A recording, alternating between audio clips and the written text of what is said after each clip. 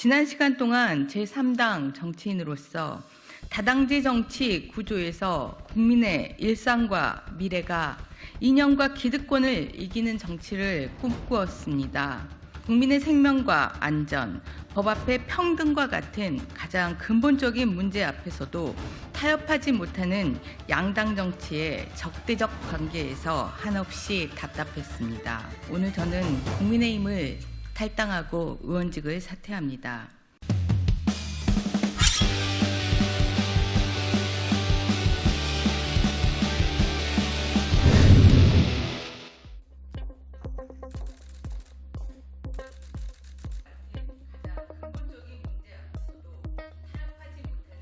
존경하는 국민 여러분, 오늘 저는 국민의힘을 탈당하고 의원직을 사퇴합니다.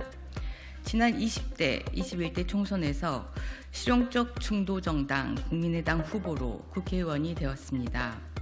좌우 진영의 이념과 기득권을 극복하고 국민을 바라보라는 유권자의 뜻이었습니다.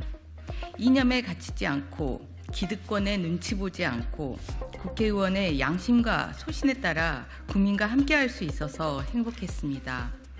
그래서 2022년 3월 국민의힘과의 합당을 받아들이기 어려웠습니다. 제3당을 선택하신 국민과의 약속을 지키고자 제명을 요청했습니다. 국민의당이 좌절했을 뿐 제3지대 정치를 향한 국민의 열망이 꺾인 것은 아니었기 때문입니다. 그러나 제명 요구는 받아들여지지 않았고 거대한 양당 정치의 현실 속에서 고민하는 나날의 연속이었습니다. 국민의 생명과 안전, 법 앞의 평등과 같은 가장 근본적인 문제 앞에서도 타협하지 못하는 양당 정치의 적대적 관계에서 한없이 답답했습니다. 좌우의 이념이 아닌 국가를 정의롭게 하는 정치, 진영의 기득권이 아닌 국민을 편안하게 하는 정치를 위해 국회의원의 양심과 소신에 따라 고군분투했습니다. 이번 임시회기를 마지막으로 21대 국회가 끝을 향해 가고 있습니다. 저의 21대 국회 고군분투 의정 활동도 마무리합니다.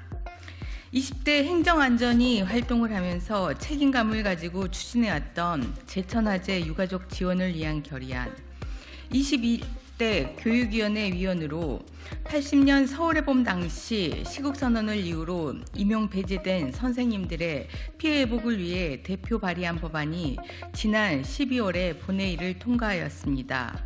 이제 한결 홀가분하게 의정활동을 마무리할 수 있게 되어 감사하게 생각합니다. 지난 시간 동안 제3당 정치인으로서 다당제 정치 구조에서 국민의 일상과 미래가 이념과 기득권을 이기는 정치를 꿈꾸었습니다. 양당 정치 구조에서 국민은 차악을 선택할 수밖에 없도록 내몰리고 국민은 진영의 이념과 기득권에 번번이 질 수밖에 없기에 다당제 정치 구조로의 변화를 이뤄내려 하였습니다. 하지만 제3지대가 이루어낸 작은 성과조차도 뿌리내리지 못하고 다시 양당 정치 현실로 회귀하는 쓰디쓴 좌절이 반복되었습니다. 좌절이 반복되는 양당 정치의 높은 벽을 극복하고 제가 희망하는 국민이 이기는 정치를 실현할 수 있다는 강한 확신을 가지고 다시 인사드리는 날이 올 수 있기를 바랍니다.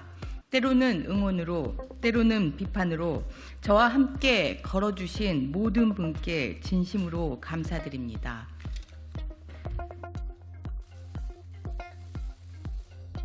사실 어제까지는 구체적인 행보가 있었다고 말씀드려도 될 것 같습니다. 지난 2023년 11월, 12월에 유승민 대표께 이번 총선에서 제3지대의 정치를 다시 한번 하고 싶다라고 말씀을 드렸고 유승민 대표님이 아주 신중하셔야 되는 아주 결단이 어려운 상황이었기 때문에 시간을 가지고 쭉 있었던 상황이었고요.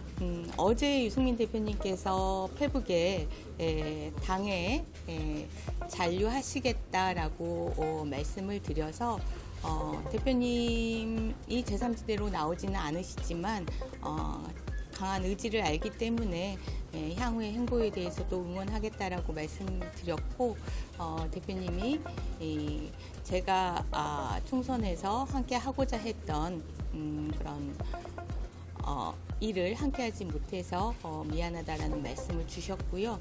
그래서 사실 오늘 탈당을 하고 이제 다시 고민을 해야 되는 시간이 된 것 같습니다. 지금 제3지대 이준석 대표도 있고 이낙연 대표도 계신데 네. 혹시 구체적으로 소통을 하시거나 그러시는 진전 단계가 있는지 좀. 그 개혁신당은 예전에 바른미래당 때 함께 했던 분들이 많이 계시고요.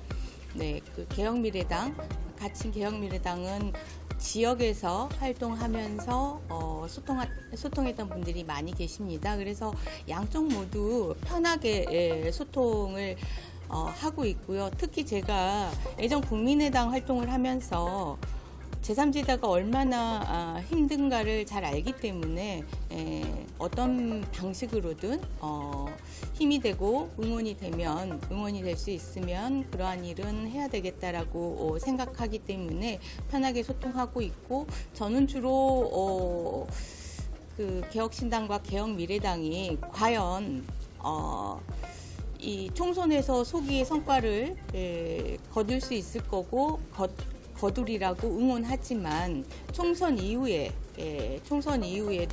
이 제3지대의 뿌리를 내려서 정말 정치의 변화를 이뤄낼 강한 의지가 있는지 이 부분에 대해서 묻는 그런 소통을 하고 있습니다.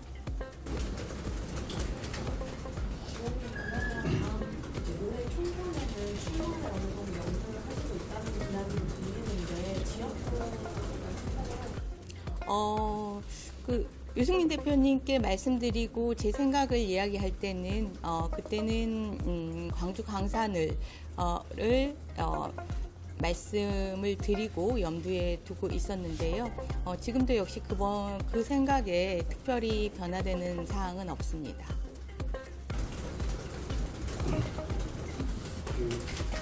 질문인데요. 그럼 제3지대로 아직도 이제 그렇게 그쪽 방향의 정치를 해야 된다고 생각하셔서 본인도 그쪽 선택을 하신다는 의미이시죠?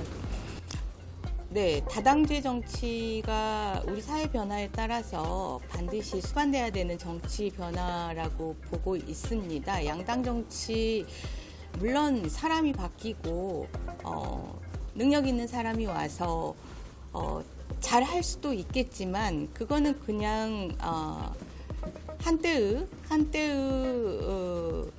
성공으로 그칠 수 있는 일이고 구조적으로 양당 정치의 시선은 국민을 향하지 않고 권력과 기득권을 향할 수밖에 없기 때문에 그 한계를 다당제 정치로 반드시 극복해야 된다라는 신념입니다.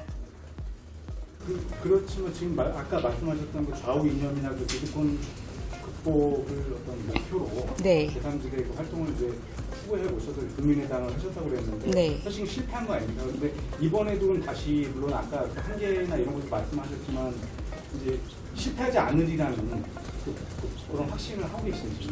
그 확신이 아직 없기 때문에 구체적인 행보에 대해서 말씀드릴 수가 없는 그런 상황이고요. 그런 신뢰와 확신이 저의 다음 행보 이전에 반드시 제가 갖춰야 될 거라고 생각을 하고 있습니다. 그러면 혹시 무소속 출마도 사실 그 유승민 대표님께 제 생각을 이야기할 때는 당시에는 뜻이 있는 사람들이 무소속으로 전국적으로 함께하는 모습이면 좋겠다.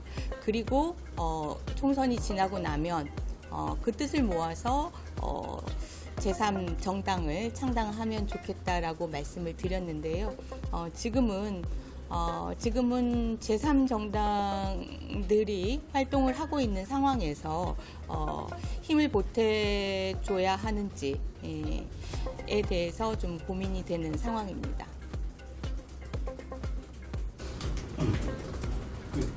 김건희 특검법과 50억 클럽 그리고 이제 클럽 특검법하고 그리고 이제 이태원 참사 특별법에 국민의힘을 다 퇴장했는데 국민의힘은 그 찬성표를 던지었습니다. 네. 근데 당 입장에 완전히 반하는 결정을 한 네. 이유를 좀 한번 설명 부탁드리겠습니다. 당의 입장에 우선하는 것은 항상 국회의원의 헌법기관으로서의 소신과 양심이고요. 그렇기 때문에 제 정당들이 국민들께 당론을 최소화하겠다라고 항상 말씀을 드리는 거고요.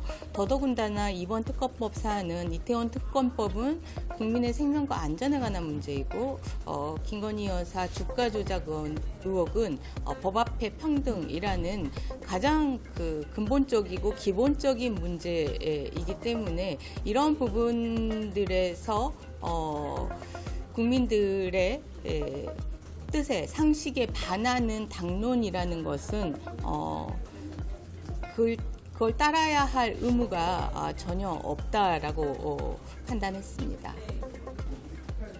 그런 선택을 한 다음에 국민의힘 내 당원들이나 이런 주제에 대해 반대나 항의나 이런 욕설이나 이런 것들 혹시 그런 반응도 있었나요? 문자 메시지를 통해서 특검법에 찬성하면서 국민의힘에 있는 이유에 대해서 이유가 뭐냐라는 그런 항의의 문자 이런 부분들도 받았고요. 소통이 좀 원내 소통이 좀 원활하지 않게 됐다라는 그런 사실적인 느낌도 받았습니다.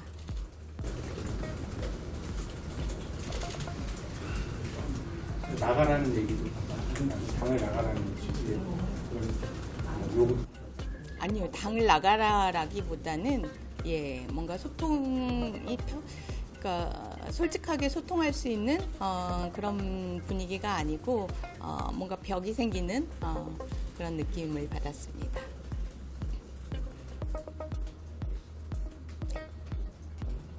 네.